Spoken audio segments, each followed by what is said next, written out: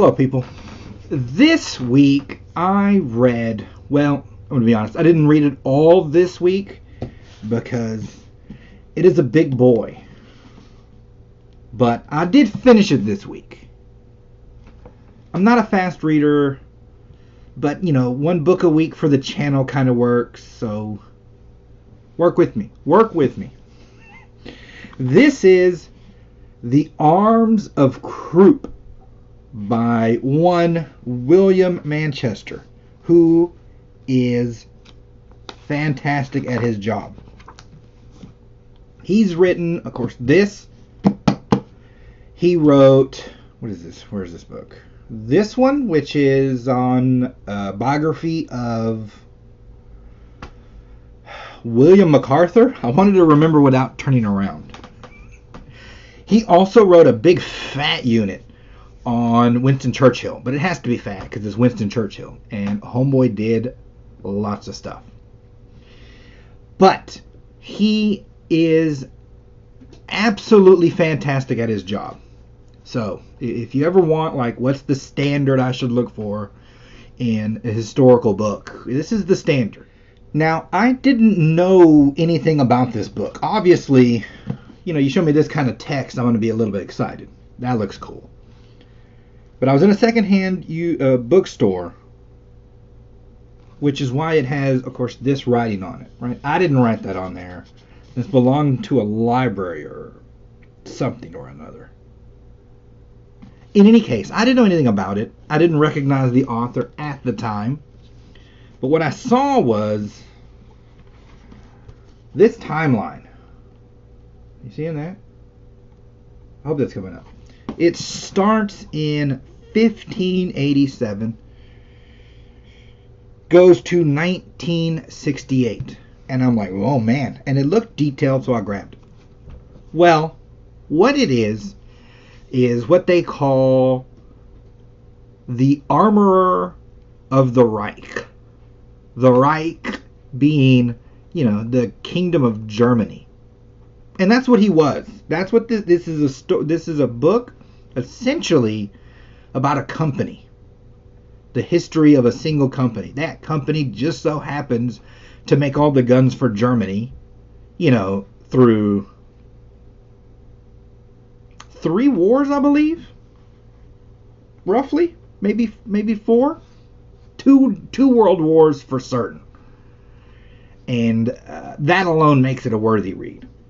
What you end up finding as you read is it becomes a great way to this family, this company, these people end up becoming a fantastic way to come to an appreciation of Germans in a weird way.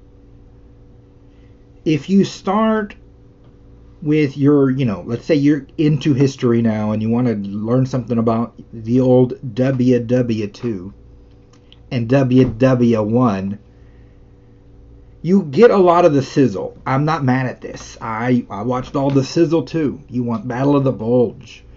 You want D-Day. You want Patton. You want big battles and tanks and jets, etc., etc. That's 100% worthy. But as you progress into a deeper study of the world wars, you start to sort of ask yourself, how? That always came up in my mind. Because you see how sort of intellectual Germany is.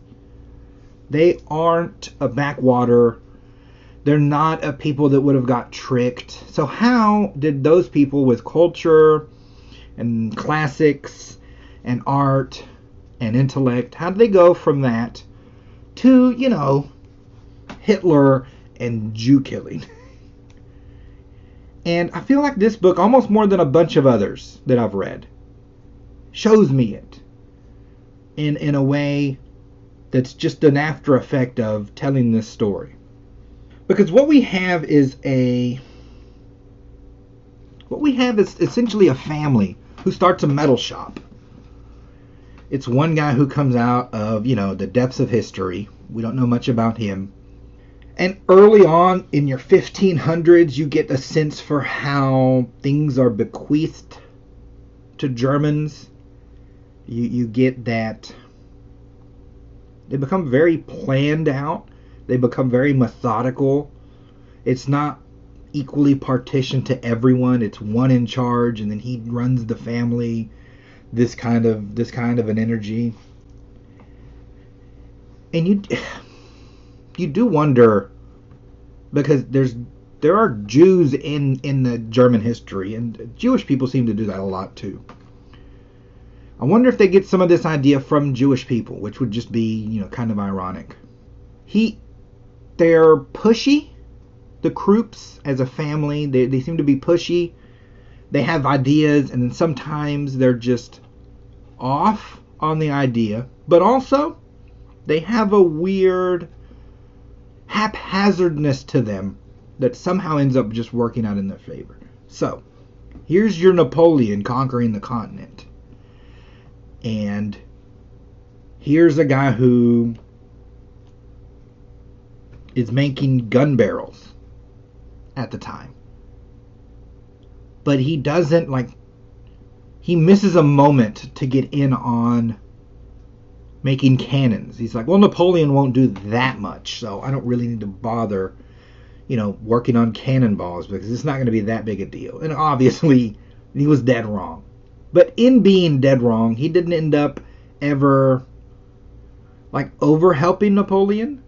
So internally to Germany, he could say, I never really helped him too much. This kind of haphazard thing happens to this family all the time. And one of the descendants, I think it might have been the second or third. I think it's the third guy in, which is still, what year is this? 1830s. It's way back. 1800s here. He starts, he has an idea about running a steel company, but then he needs it internally his 100%. He's very tyrannical, and it only gets worse as he gets older, because he does end up being successful.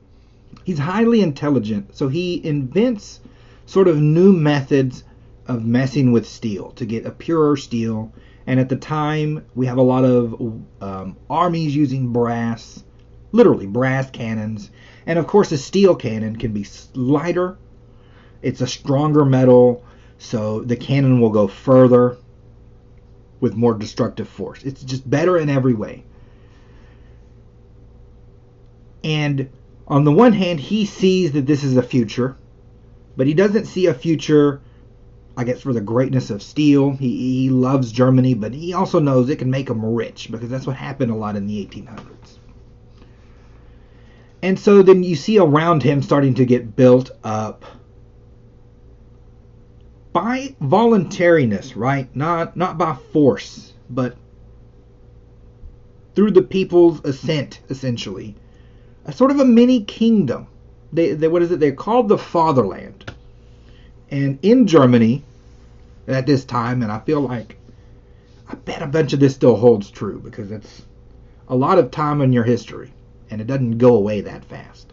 Americans are Americans, and Japanese people act Japanese. Not saying everyone individually does this, but what you start to see is in Germany, a place called the Fatherland, it's very male-centric, wherein they expect women only to concern themselves with God and raising children and being good wives, and that the guy does everything else.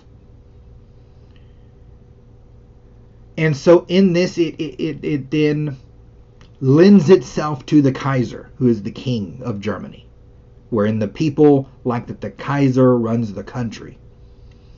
And that in turn lends itself to our Krupp, wherein he will run the company. He'll provide livelihood and housing and clothes, and he'll help the people and try and employ as many of them as possible. But they also need to know that he is the Kaiser of this industry, that they can't go against him. He gets very paranoid. He's always afraid somebody's going to come in and steal a steel secret from him. And he's tyrannical to these people, and they seem fine with it. They seem 100% like they want a strong male leader to do this, to act this way, because you can't get a bunch of people just to, acquiesce for no reason. There's a reason Americans like George Washington. There's a reason we like Patton. There's a reason we followed these people. It's the same with these Germans, only for them it turns into this company wherein they start calling themselves Kruppianer, right? We're company men. We're about the companies. They'll have been born, grow up with their fathers, put food on the table working in this steel plant. They work for the steel plant. They work for the steel plant their entire lives, and then their sons work there. And it's how they've provided for their family for 3 and 4 generations. It turns into a weird mini kingdom. It really starts to turn into that. And in that sense, you see, I'm like, oh, this is how Germans want it to be. You see the stiffness. They don't want to switch off of your brass cannon, but the Kaiser does. But the thing moves just right along. It moves right along with this family and this Germany, because he has this technological breakthrough that is effective in guns, and because he can sell guns to entire nations, which he starts to do. I'll sell them to France. I'll sell them to Russia. I'll sell them to anybody. And of course the Kaiser's like, don't sell the Russians gun. They might use them against us. And he'll lie and say he didn't, but he did. We have this kind of energy going hard. You start to see a world try to come to terms with, sizable industry. At some point he might have been worth more than the Kaiser himself. But then you also see, right, a historical impact. Our Krupp, he's kind of nuts. Self-admittedly, I think this one, he was always writing with a pencil. He had a massive house, like 300-room house. But he was constantly afraid, like he thought, I have the ability to, breathe all the oxygen out of this room, and then I'll suffocate and die. And so he won't have a full night's sleep because paranoia wakes him up and he'll move to another room. This kind of level of kind of crazy. And you're like, well, that's wild. It is wild, but then heads of state are coming into his house to talk to him because of the deals he can make and the guns he can provide. In any case, he does demonstrations of his cannon that are better than the brass cannons. And the Kaiser's a forward-thinking man, and so more or less forces this in. A lot of friction behind the scenes. Again, that's fun in and of itself. But his thing wins the day because it's better technology. He's not casual about it at all. He's very headstrong. But the guns come in and they bombard, where are they? Sedan. They just bombard the crap out of this town. Like they encircle it with these cannons, bombard it, and just wreck shop on the French. And it's like the first French loss in 100 years or some mess like this. And it's starting to set the stage for more German expansion. But here his guns are a part of it. And I think somewhere in the book it says that the same thing happened for America. I don't remember what it was, but we fought like the Spaniards or somebody in the Spanish-American War or something to this effect, where we used Krupp cannons instead of some other French cannons through actual corporate espionage. So the Krupp guy will show up and try and sell cannons, and some other French agents trying to sell French cannons. So what he did is buy some Krupp guns, give them to who was fighting the Spanish in Mexico or the Caribbean or something like this, and then set those guys up on a loss. And then in the loss you grab the guns. Then you come to the King of Spain and say, look, He's using Krupp guns against you. Now the King of Spain doesn't like Krupp guns, and he goes with this French one. So the French guy got the deal on a lie. But the effect was that they had less, they didn't have the superior gun they could have had in a conflict with America. And you then wonder if they had superior guns, which gives you literal range and literal damage and wins you battles in some of these instances, then American history looks different. Spanish history looks different. And if those two histories look different, your world wars look different, obviously. And you're sitting there and you're like, well, here's a moment, just a singular moment from an industrialist that can probably have changed world history.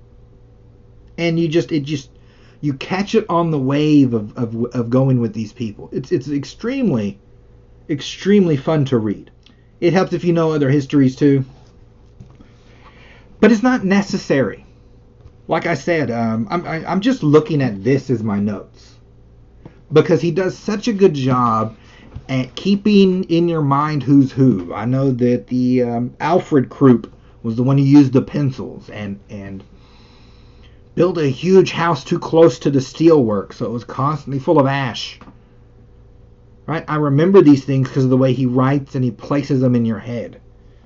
The next Krupp we get, this one dies. It then falls to Fritz Krupp, and Bertha Krupp is born. That's important later on. Literally, Alfred wrote like a mini manifesto saying, here are the rules to run this company. It should always be in our hands. It should never be a corporation publicly owned.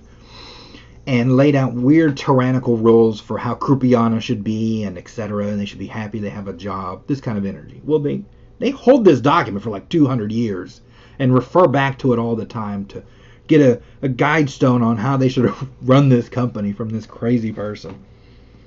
In any case, a Fritz Krupp is born.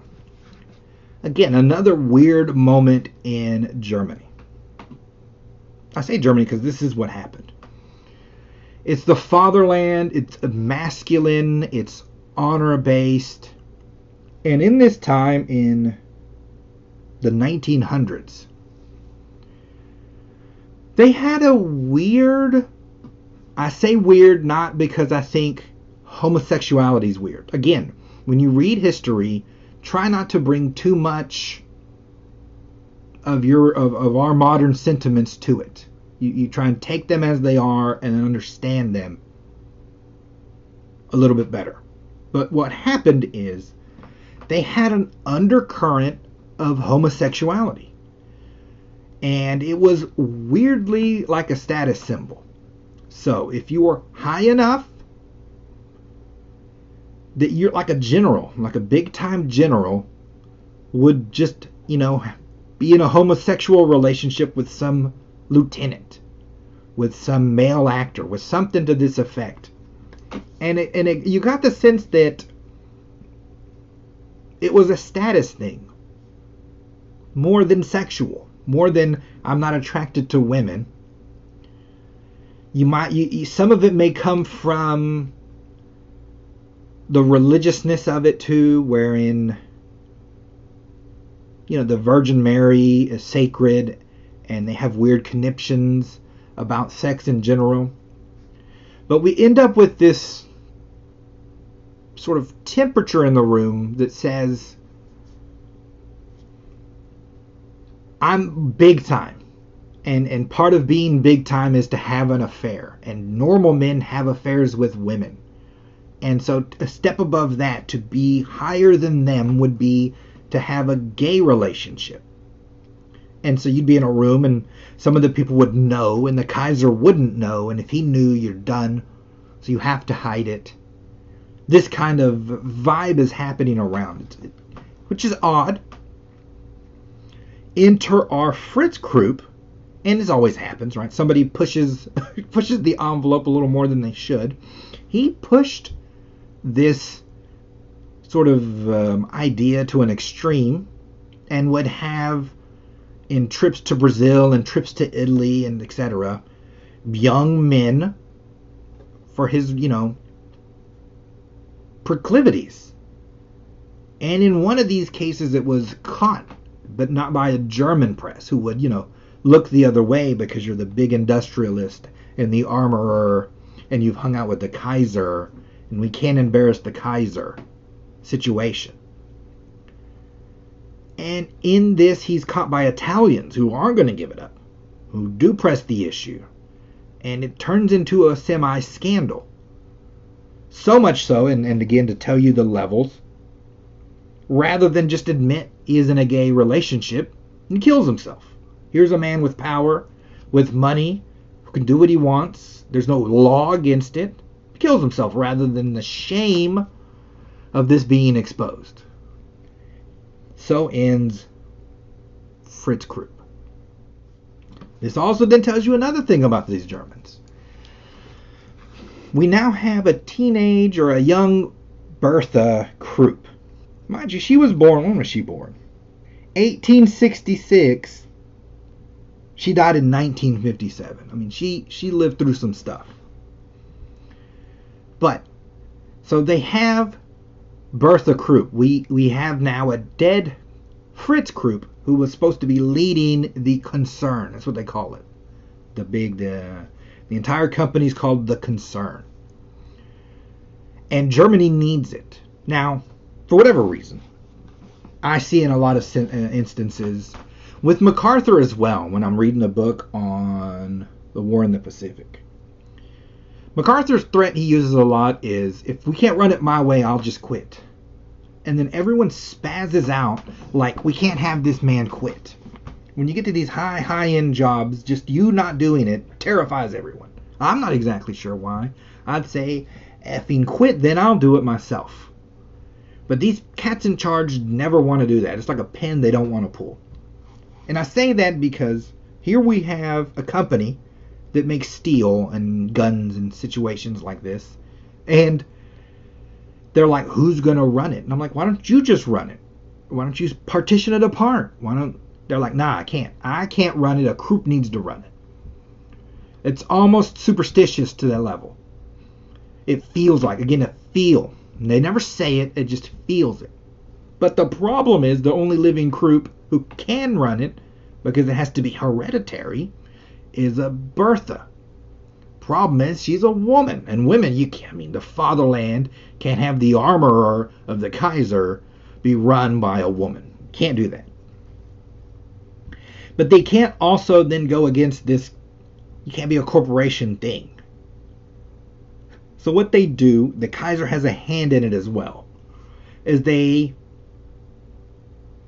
sort of like generate shares. So we're technically going to make it a company, but then Bertha owns like 98% of the shares, and by law, another sibling owns one, and another guy owns like one share. And with that one share, he has legal authority to run it until she's of age, at which point she still won't run it, but will marry her to a guy, and he'll run it. I swear it's like a 15-year plan or something that's like that. It's a long plan in the making. This is exactly what they do. And I'm like, why? It's a weird German thing, I think, to not step on these toes, to jump through make-believe like legal hurdles. I mean, it's the Kaiser. He can just make a new rule. He doesn't just make a new rule. He follows the preset rules that we have. Even though it's a weird, convoluted way to get about it, in their minds it satisfies something to their sentimentality. And that's why they do it. It's very odd, but it's there. She ends up marrying a guy named Gustav Krupp, who they describe as just like an automaton. Like he is German to the core, like German. His idea of again, and it's pre-planned, so breakfast starts at this time and it goes exactly to that long, and then I go to the office and do this for this long, and then I will take a small break for lunch, and after lunch, once a week or once every 2 days, I will hang out with my children. Children time is to play with this toy train, which for them ended up being watch Dad put a train set together. It was one of the biggest in the country. Literally like one of those where you take up a whole room because he's rich. In any case, he puts the train together. Then father-kid time turned into him watching them run the trains efficiently. I'm like, it sounds like the boringest crap ever. He was just too militant. He's very German in that sense, where it's like he doesn't have any imagination, but he's so hard-working and meticulous that everything else starts to kind of work out. He's in charge during World War I. He's as helpful as anyone else. His king is the Kaiser. He's going to serve the Kaiser. The Kaiser needs guns. I'm making the guns. Well, the Allies win. And you then get a sense of sort of occupation in the Ruhr. The Ruhr. It's an area. It's in Essen where his little fiefdom is. And so you have these Kruppianer who've been there for generations, and you start to see a resistance build wherein it's close to full-on revolt, where we're threatened to this or we're threatened to that. And in one of these moments, some Kruppianer die. They get shot by some French soldiers, and it essentially galvanizes the Krupp family into, this higher level. They're not quite kings, but I'm like, they're as close as you can be. People look towards them. They're starting to be idolized. But it's not, again, it becomes an example of the German spirit during the sort of end of World War I, where a lot of people say the war didn't end, it was postponed. Because the ideas that caused that war weren't in any way changed.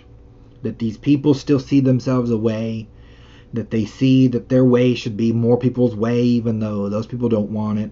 This kind of, all the reasons we have war.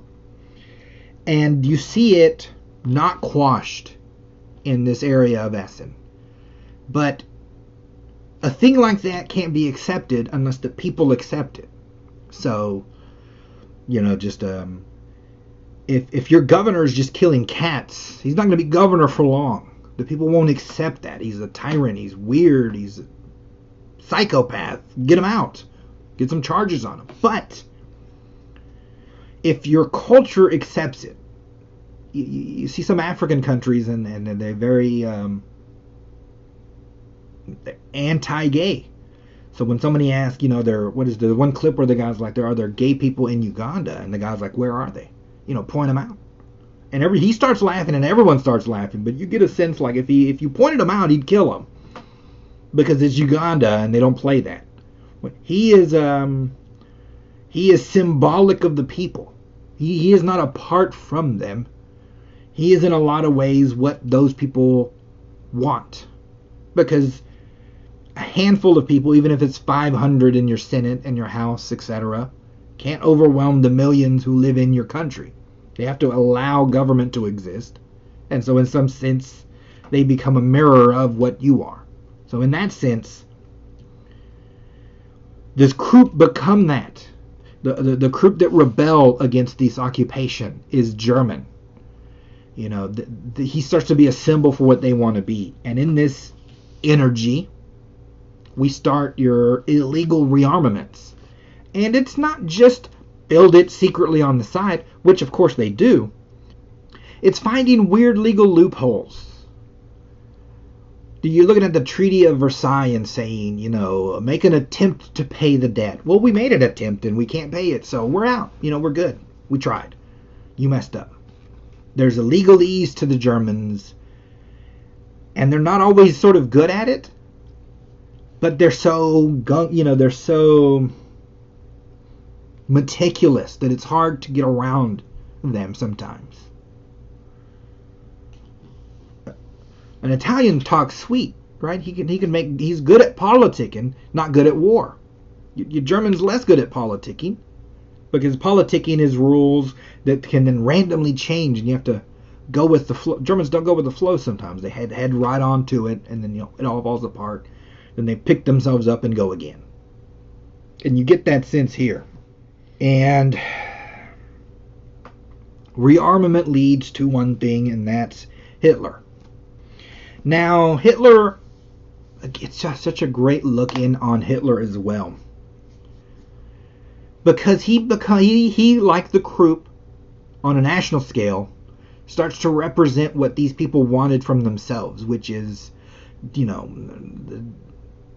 I don't want to live with the shame of a loss. I don't think we had a proper go at it, or the fatherland has more pride than just to be down like this.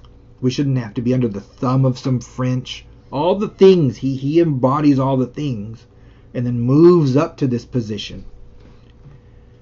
I think Winston Churchill also brought this up, wherein not giving them a Kaiser after World War I really hurt the cause. Because he says the Germans are a people that want to be ruled in that sense. And you gave them a republic out of the blue. And it was shoved on them, and you see, again, you can watch it in this book, them drift back towards an idea of a king, of a Kaiser, without, it's not the same name because it's illegal. We got to follow rules. But that's why he's the Führer. And it's Hitler, and we give him all the sauce we'd give a Kaiser, but he wasn't raised a Kaiser. And we all know the downfall that happens because Hitler's in charge. Now, in this time, your boy Gustav degenerates. He becomes an old man and degenerates. And so he exits sort of the stage left. And in a weird ceremony, these shares get moved to Alfred. That's what he names him, Alfred. And he's the man in charge essentially through the Third Reich, the World War II. This man is wild. There's RAF bombings happening. And he's been raised rich. He's rich, like full, not I won the lottery rich, like Bullion, Vanderbilt, Kaiser rich. There's a moment where he's yelling, not yelling, but like giving the business to a servant because the fish came and there's no wine.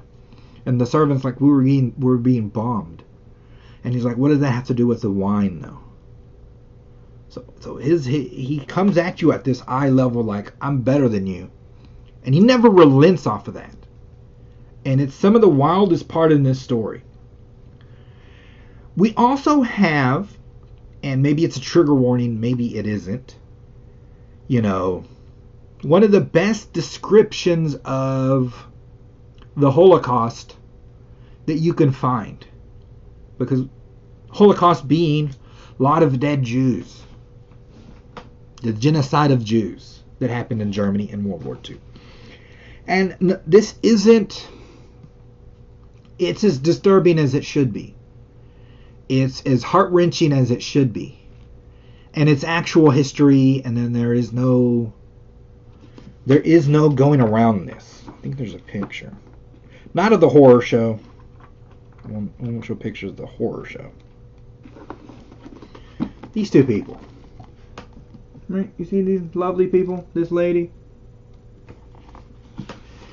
What happened is a war's going on, a world war. And a good amount of the men are gone. And so we then start dipping into slave labor. So, before I go, the Germans, and this is just wild to me, conquered. And in conquering, this Alfred and his friends, other industrialists, chopped apart the new resources. So, if we go and take Belgium, he then pulls a map up and he's like, there are these 3 factories. I want those 2 because they're the best. And you can get that one because you're starting up steel, but I'm the king of steel. And he'll go, yeah, but I'm the king of ranch, so I want these ranches. He goes, great, you'll get those, I'll get these.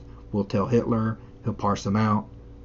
We then take them over, and we send our executives and we start running those factories. They then produce steel or cattle or leather for the Reich, and that's what that nation should do to repay us having to invade them. This kind of full-on conqueror energy is going on, just blatant.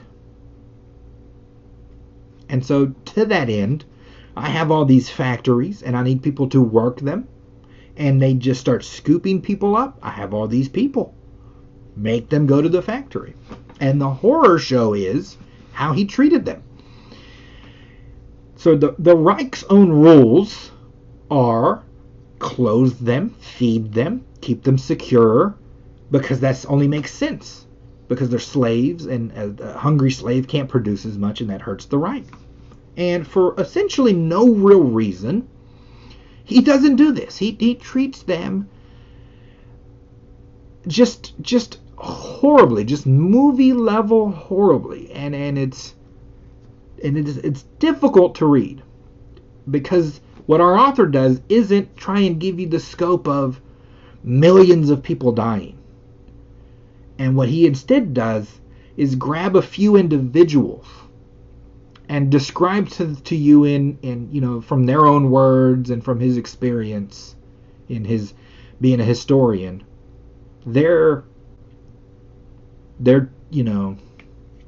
he describes their ordeal, what they went through. When you're a priest in Czechoslovakia and you're hauled to this other spot and beat with hoses and forced to work a steel, shop, and barely fed bread and gruel, or some barely there cabbage stew, and you're malnourished, and you watch people die every day, and then if you stop working, they just kill you and get another slave.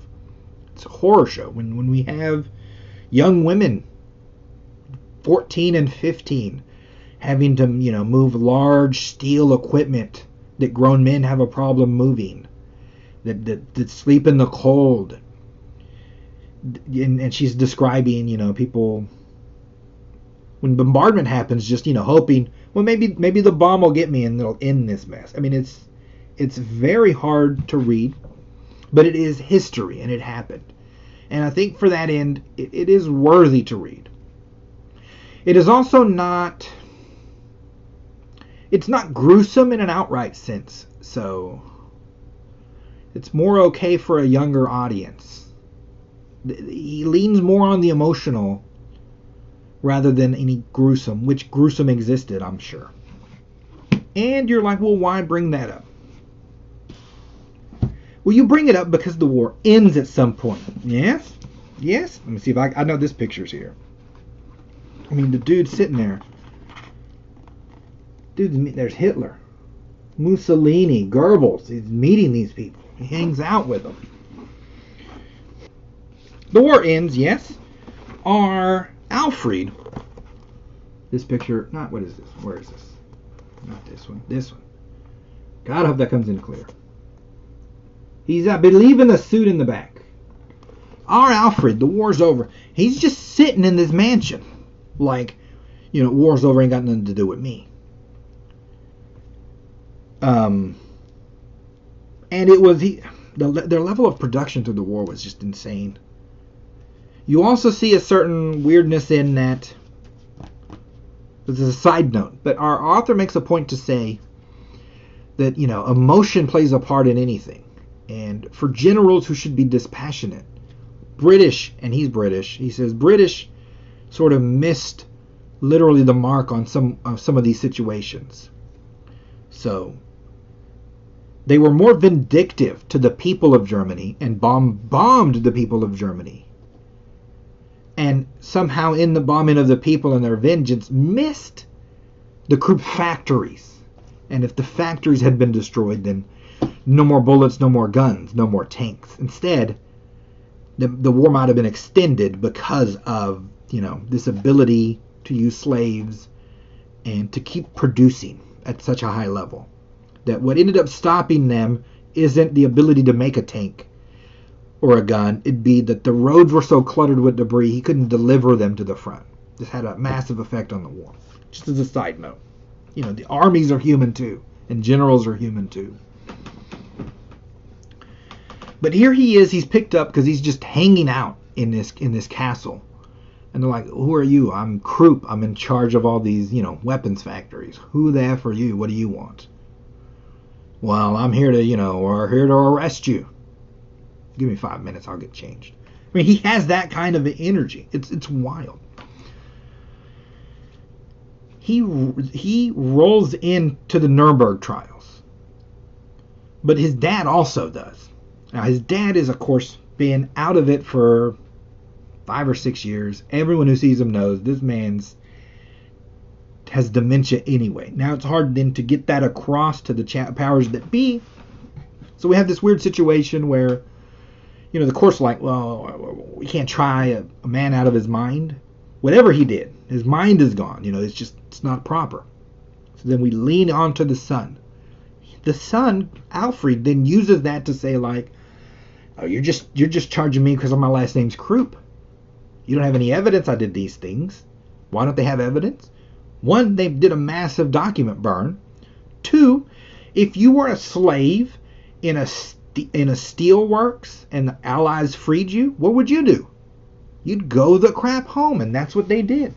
And so half of them you can't re-find. The other half you can find are like, I'm not going back to Germany for anything. Ever. Period. End of discussion. I don't need that mess. I'm out. It was a horrible slave situation. I'm not going to deal with it. And so we have this weird weird moment in time. And so the man, Alfred, who's as guilty as anyone, ends up with a 20-year prison sentence. He somehow legally skirts his way through and just gets a 20-year sentence. Other people who did less hung, right? They hung him or shot him or executed him. He somehow skates. And you're like, well, that's the end of him, right? Wrong. Because not 5 years later, we start having issues with the Russians, right? Part of the reparations were disassembling Krupp factories in Essen. And because we were allied with them at the time, the Germans got some of those factories, literally. God, I wish I could find here. They were literally disassembling massive factories. Is that coming in good? And shipping them on trains over to to Russia.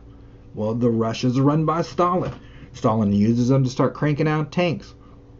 What's the problem? Well, the problem comes when he gives those tanks to Korea.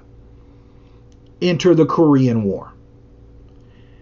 And now we being the Allies, we being America, we start to be concerned about our ability to maintain levels of production that we need. This is how militaries work. They think through all the things and they go, I might have a hole here. One of those holes being steel production. Well, who is this? Here's the Cannon King. Kanonin King, I think is what they say. He uses these German words all the time. It's very fun. Here's a Krupp. He runs a big steel thing. We should let him out. They kind of did like jujitsu, some laws that don't exist, to essentially let him out of his prison sentence after like 5 years. So for a while, he's technically a prisoner, and he technically can't run any steel works, but all the steel barons are coming to him because he's Krupp, and he's somehow getting intelligence briefings from America, and he starts essentially dictating how the steel industry is going to work in all of Germany. The Germans start to produce more steel. He goes from that to full-on free. And I'm like, how the crap did you get through that alive, much less alive? He comes out, there are my shares, instantly rich. I'm like, what do you mean rich? Well, when Hitler was invading all those countries, and he's grabbing up factories here and factories there, he makes people sign documents. And those documents say, I own those. Well, clearly it was signed under duress, and Clearly, you got to give them back, but the American allies are like, I have no authority to give that back. We're in Germany. I don't have authority in Belgium. I don't have authority in, Holland and Czechoslovakia and Italy. So he comes out and he just owns all those companies. And he's instantly super rich. And I'm like, what the crap? You came out of the Nuremberg trials and now you're rich. Rich and liked. All the people, all the croupionists still like him.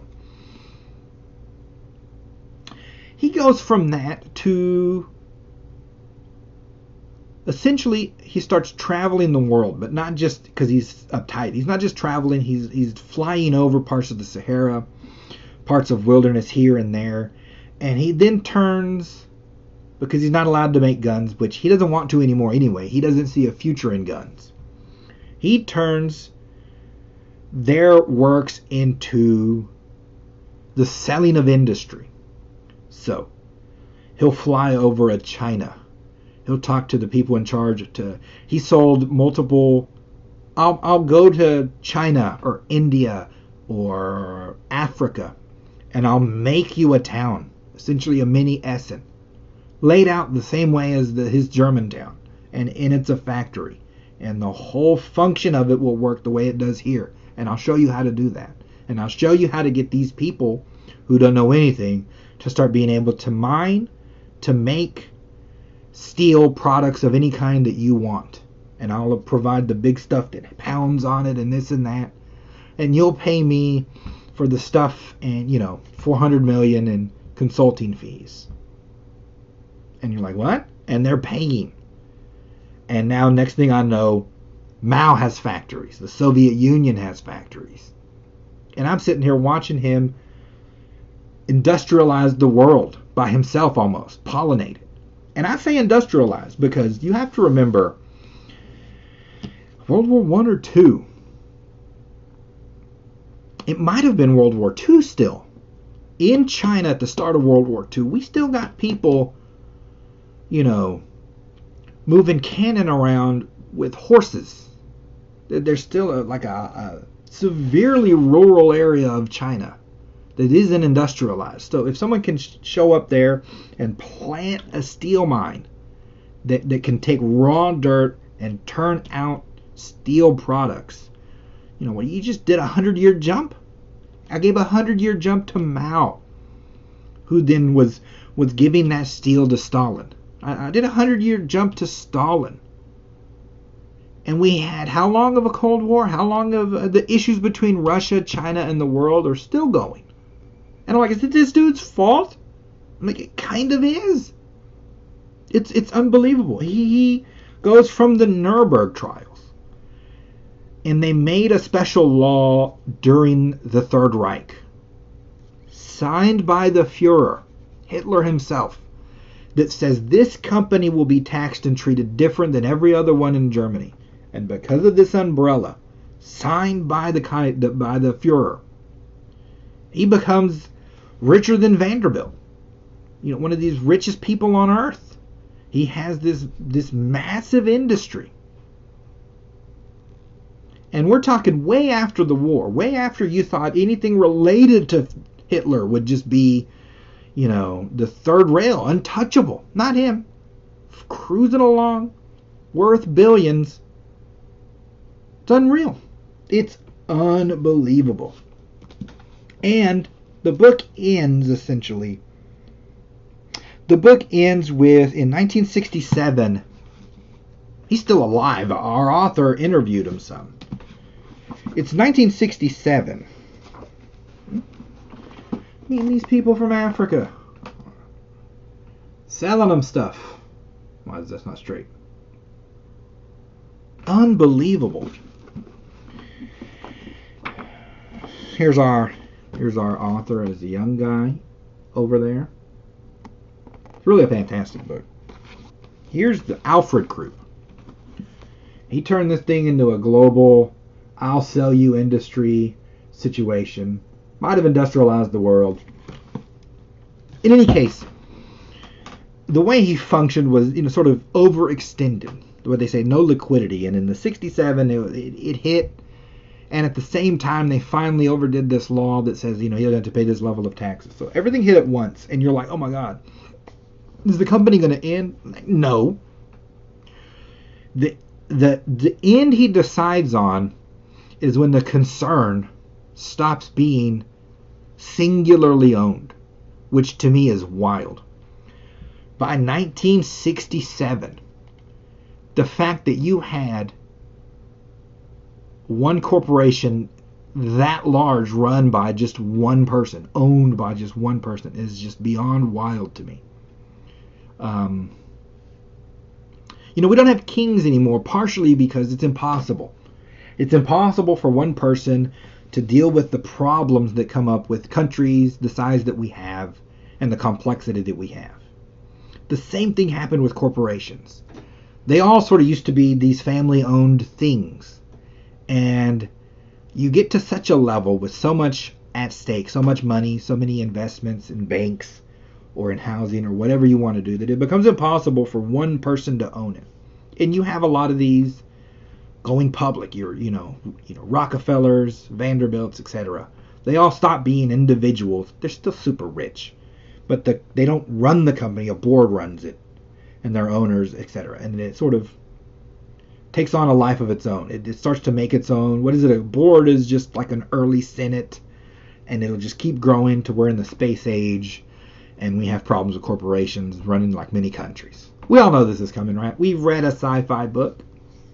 But in this time, you see the fight between them trying to keep it singularly owned and then going public, essentially. And eventually they lose out. They just don't have the money. It doesn't work. And he does what they thought would never happen, and he sells shares. He's still a big-time probably owner. It makes him stupid rich. Makes his son stupid. I mean, his son's just, his toys are Porsches and yachts and flying around. He's just a playboy. And that's the end.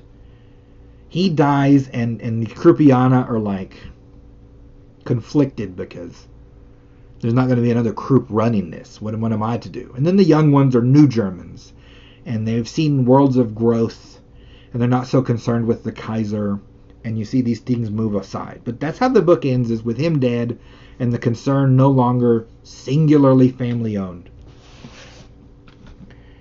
And it's just an unbelievable book, and I loved every second of it. This family met Kaisers, Hitlers, world leaders, kings. They were in the World's Fair. Just, there's funny moments in it. There's horror show moments in it. It's just a fantastic book. And let's say you think you're going to get into history. This works. Because of this sort of background information you'll get presented in such a good way, when you take that information and start going for your in-depth look at wars, you'll understand what's happening a little better as human being movements. If you are already big time into looking at war, this will just feed that itch as well, because it expands your knowledge in a way. It's extremely well written. I can't say enough good things about it. I am actually going to enjoy rereading this at some point. Blunbach, a castle he owns in the Alps. Just chilling there. Museum. Unbelievable story. Unbelievable. And that they sort of back channel their way just into things working out for them. Just doesn't make any sense. Other people fall by the wayside, and they just sort of, the blade misses them somehow. It's just fantastic. But I was shocked, that part, where Hitler signed this thing and it kept him rich. It's just unbelievable. That was the Arms of Krupp. These are your ads. These are my books. You can buy them. You can get Kindle Unlimited and read them through that. I don't have any kind of ad revenue coming from Kindle Unlimited, but I do get like Spotify book money from you reading it there. So that'll work out. You can like, subscribe, comment about any other things you know about the Krupps if you want. Or you can just watch. We're good any way you slice it. I will see you lovely lot next week.